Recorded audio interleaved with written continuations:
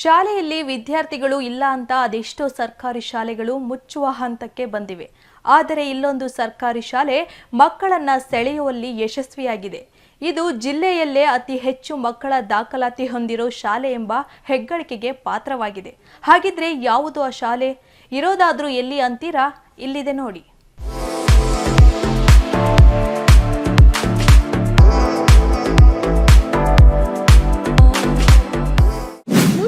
ಸಮುದಾಯದ ಮಕ್ಕಳೇ ಹೆಚ್ಚಾಗಿರುವ ಗ್ರಾಮದಲ್ಲಿ ಕನ್ನಡ ಪ್ರೇಮ.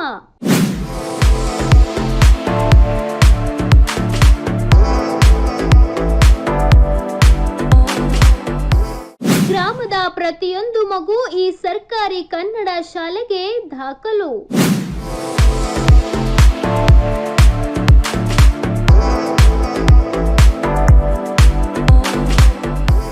ಸರ್ಕಾರಿ ಕಿರಿಯ ಪ್ರಾಥಮಿಕ ಶಾಲೆಯಲ್ಲಿ 137 ಮಕ್ಕಳ ವಿದ್ಯಾಭ್ಯಾಸ.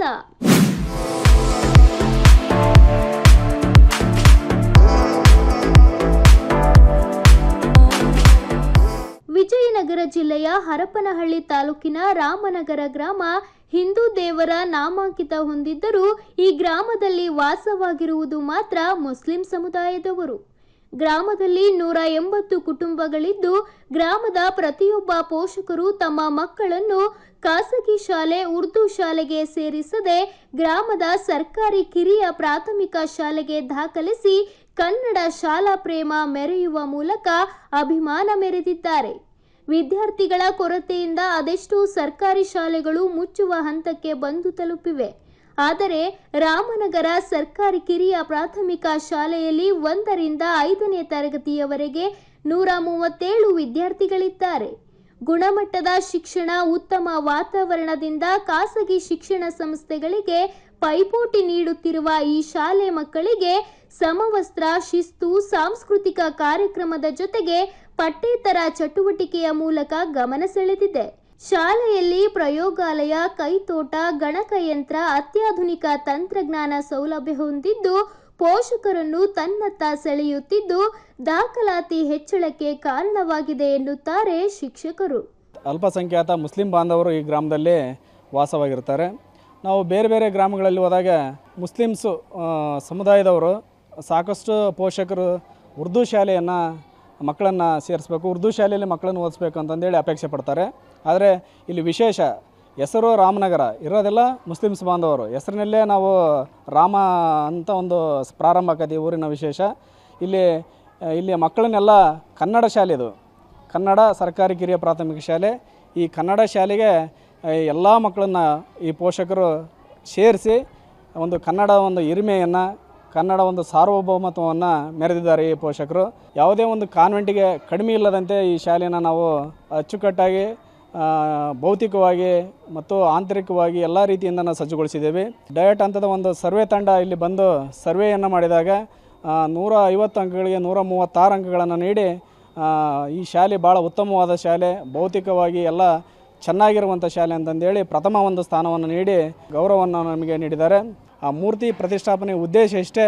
ಇಲ್ಲಿ ಎಲ್ಲ ಮುಸ್ಲಿಮ್ಸ್ ಸಮುದಾಯ ಬಾಂಧವರು ಇರುವುದರಿಂದ ಡಾಕ್ಟರ್ APJ ಅಬ್ದುಲ್ ಕಲಾಂ ಅವ್ರನ್ನ ಒಂದು ಆದರ್ಶಗಳನ್ನು ದಿನ ಅವರ ಒಂದು ಮೂರ್ತಿಯನ್ನು ನೋಡಿ ಅವರ ಆದರ್ಶಗಳನ್ನು ಪಾಲಿಸಿ ಇಲ್ಲಿ ಮಕ್ಕಳು ಶೈಕ್ಷಣಿಕವಾಗಿ, ಭೌತಿಕವಾಗಿ ಬದಲಾವಣೆ ಆಗುವ ಒಂದು ನಿಟ್ಟಿನಲ್ಲಿ ಸಮುದಾಯದವರು ಮತ್ತು ಇಲ್ಲಿಯ ಎಲ್ಲ ಶಿಕ್ಷಕರು, ಜನಪ್ರತಿನಿಧಿಗಳು ಸೇರಿ ಡಾಕ್ಟರ್ APJ ಅಬ್ದುಲ್ ಕಲಾಂ ಅವರ ಒಂದು ಮೂರ್ತಿಯನ್ನು ಅನಾವರಣಗೊಳಿಸಲಾಗಿದೆ.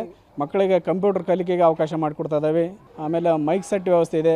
ಕುಡಿಯೋ ನೀರು, RO ವಾಟರ್ ಫಿಲ್ಟ್ರು, ಮಕ್ಕಳಿಗೆ ಪ್ರತಿದಿನ ಹಾಲು, ಅಡುಗೆ ಕೆಲಸಕ್ಕೆ ಮತ್ತು ಮಕ್ಕಳಿಗೆ ಕುಡಿಯೋ ನೀರನ್ನು ಬಳಸೋದಕ್ಕೆ ಪ್ರತಿದಿನ ನಾವು RO ವಾಟರನ್ನು ಕುಡಿಯುವ ಶುದ್ಧ ನೀರು ಘಟಕನ ಬಳಸ್ತಾ ಇದ್ದಾವೆ. ಸ್ಮಾರ್ಟ್ ಕ್ಲಾಸ್ ಅಂತಂದೇಳಿ ಬಂದರೆ ಸುಮಾರು 3 ಲಕ್ಷಕ್ಕೂ ಅಧಿಕ ವೆಚ್ಚದಲ್ಲಿ ನಮಗೆ ಸರ್ಕಾರ ಒಂದು ಸ್ಮಾರ್ಟ್ ಕ್ಯಾರಿ ಪ್ರೊಜೆಕ್ಟರನ್ನು ನೀಡಿದೆ. ಅದರಲ್ಲಿ ಎಲ್ಲ ಪಾಠಗಳು ಇನ್ಬಿಲ್ಟ್ ಆಗಿದ್ದಾವೆ. ಆ ಮಕ್ಕಳಿಗೆ ವೇಗವಾಗಿ ಕಲೀಲಿ, ಮಕ್ಕಳು ಗುಣಾತ್ಮಕ ಒಂದು ಶಿಕ್ಷಣ ಪಡೀಲಿ ಅಂತಂದೇಳಿ ನಿಟ್ಟಿನಲ್ಲಿ ಸರ್ಕಾರ ನಮಗೆ ಸ್ಮಾರ್ಟ್ ಕ್ಯಾರಿ ಪ್ರೊಜೆಕ್ಟರನ್ನು ನೀಡಿದೆ. ಸಮವಸ್ತ್ರಗಳನ್ನು ಸರ್ಕಾರ ನೀಡ್ತಾ ಇದೆ. ಅದ್ರ ಜೊತೆಗೆ ನಾವೇನು ಮಾಡಿದ್ದೇವೆ ಅಂದರೆ ಖಾಸಗಿ ಶಾಲೆಯಲ್ಲಿ ಇರುವಂತೆ ಇಲ್ಲಿ ಕೂಡ ನಮ್ಮ ಮಕ್ಕಳಿಗೆ ಡ್ರೆಸ್ ಕೋಡ್, ಒಂದು ಕೆಂಪು ಟೀ ಶರ್ಟು ಮತ್ತು ನೀಲಿ ಪ್ಯಾಂಟು ಜೊತೆಗೆ ಟೈ ಶೂ ಆ ಒಂದು ಡ್ರೆಸ್ ಕೋಡನ್ನು ಕೂಡ ನಾವು ವ್ಯವಸ್ಥೆ ಮಾಡಿದ್ದು. ಶಾಲೆಯಲ್ಲಿ 137 ಜನ ವಿದ್ಯಾರ್ಥಿಗಳು ಪ್ರವೇಶ ಪಡೆದಿದ್ದು ಹರಪನಹಳ್ಳಿ ತಾಲೂಕಿನಲ್ಲಿ ಅತಿ ಹೆಚ್ಚು ದಾಖಲಾತಿ ಹೊಂದಿರುವ 2ನೇ ಶಾಲೆ ಎಂಬ ಹೆಗ್ಗಳಿಕೆಗೆ ಪಾತ್ರವಾಗಿದೆ. ಶಾಲೆಯಲ್ಲಿ 7 ಜನ ಶಿಕ್ಷಕರಿದ್ದು ಗುಣಮಟ್ಟದ ಶಿಕ್ಷಣ ನೀಡುತ್ತಿದ್ದಾರೆ. ಅಷ್ಟೇ ಅಲ್ಲದೆ ಖಾಸಗಿ ಶಾಲೆಗಿಂತ ಉತ್ತಮ ಗುಣಮಟ್ಟದ ಶಿಕ್ಷಣ ಇಲ್ಲೇ ಸಿಗುತ್ತಿದ್ದು ತಮ್ಮ ಮಕ್ಕಳನ್ನು ಪೋಷಕರು ಬೇರೆ ಕಡೆ ಕಳುಹಿಸಲು ಹಿಂದೇಟು ಹಾಕುತ್ತಿದ್ದಾರೆ. ಅಲ್ಲದೆ ಈ ಮೂಲಕ ಕನ್ನಡ ಪ್ರೇಮ ಮೆರೆಯುತ್ತಿದ್ದಾರೆ. ಅಭಿವೃದ್ಧಿ ಏನಾಗಿದೆ ಅಂದರೆ ಕಾಂಪೌಂಡು ವಿತ್ ಅಡುಗೆ ಕೋಣೆ, APJ ಅಬ್ದುಲ್ ಕಲಾಂ ಟ್ಯಾಚ್.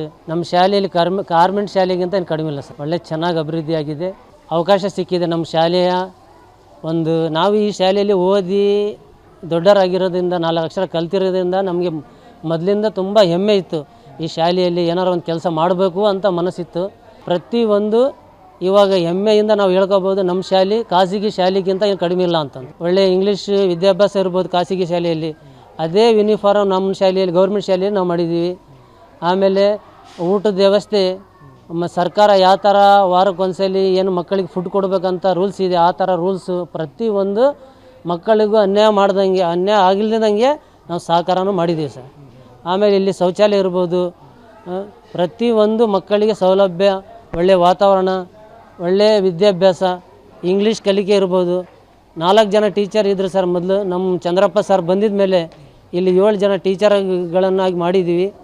ಇವತ್ತು ನಾನು ಯಾಕೆ ಹೇಳಕತ್ತೀನಿ ಅನ್ನೋದಂದರೆ, ಇಂಥ ಗುರುಗಳು ಪಡಿಬೇಕಂತಂದರೆ ಒಳ್ಳೆ ಮಾರ್ಗ ಸಿಗಬೇಕು, ಆ ಊರಿನ ಹಣೆಬರ ಚೆನ್ನಾಗಿರ್ಬೇಕು ಅಂದ್ಕೊಂತೀವಿ ನಾವು. ಇವತ್ತು ನಾವು ಹೆಮ್ಮೆಯಿಂದ ಹೇಳ್ಕೊತ ಇದ್ದೀವಿ.